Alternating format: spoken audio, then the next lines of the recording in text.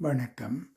இப்பதிவினை முதற்தடவை பார்ப்பவர்கள் அல்லது ஏற்கனவே பார்க்கத் தவறியவர்கள் சப்ஸ்கிரைப் பண்ணி பார்க்கும்படி தயவுடன் கேட்டுக்கொள்ளுகிறேன். அறிந்து கொள்வோம். திருப்புன்கூர். திருப்புன்கூரின் சிறப்புகள். இதன் மறுபெயர் புங்கநாடு அல்லது புன்கூர் என அழைக்கப்படும். புங்க மரம் செறிந்த நாடு, இதனால் இந்த பெயரை பெற்றது. சோழ நாட்டில் காவிரியின் வடகரையில் அமைந்துள்ளது. இங்கு வீற்றிருக்கும் இறைவன் சிவலோகநாதர், அம்பாள் சொக்கநாயகி. அப்பர், சுந்தரர், சம்பந்தர் ஆகிய மும்மூர்த்திகளினாலும் தேவாரம் பாடல் பெற்ற தலம் இதுவாகும். இராசேந்திர சோழனால் திருப்பணிகள் செய்யப்பட்ட மிக பழைய சிவாலயம் இதுவாகும்.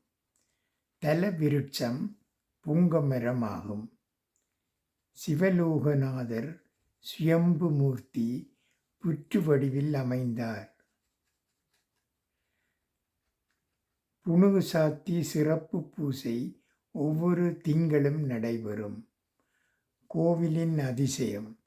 பொதுவாக நந்திக்கு நாக்கு இருக்கும், இக்கோயிலில் நாக்கு இல்லை.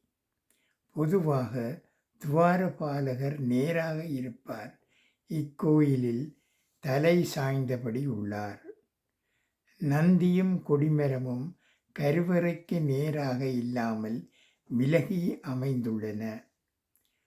பிள்ளையார் குளம் கட்டிய கதை. நந்தனாரின் பக்திக்காக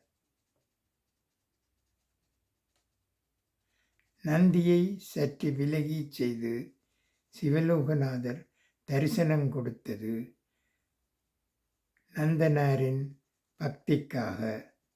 இவை இத்திருத்தலத்தின் மகிமையாகும். புரியும் உண்மைகள் யாதென்றால், இறைவன் முன் உயர்வு தாழ்வு இல்லை. உண்மையான பக்தி இருக்கும், எல்லா தடைகளும் விலகும். அன்பு இருந்தால் இறைவன் தானே வந்து அருள் புரிவார். நன்றி, வணக்கம்.